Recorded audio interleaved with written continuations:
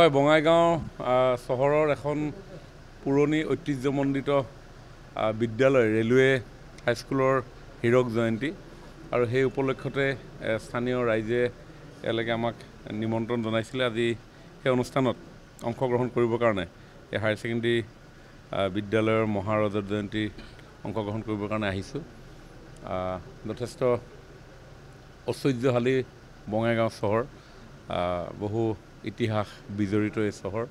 গতিকে মই ভাবোঁ যে এই শিক্ষানুষ্ঠানসমূহৰ পৰাও যথেষ্ট ছাত্ৰ ছাত্ৰীয়ে অসমেই নহয়, ভাৰতেই নহয়, সমগ্ৰ পৃথিৱীতে সেৱা আগবঢ়াবৰ কাৰণে সক্ষম হৈছে। আৰু মই খবৰ পোৱা মতে আজি এলুমনি মিট আছিলে, তাতো বহু লোক বিভিন্ন প্ৰান্তৰ পৰা আহি সমবেত হৈছে। আৰু মই ভাবোঁ যে এই যি সন্মিলন, এই সন্মিলনে আমাৰ নিউ জেনেৰেশ্যনকো প্ৰত্যয় আৰু সাহসেৰে আগুৱাই যোৱাৰ ক্ষেত্ৰত প্ৰোৎসাহিত কৰিব।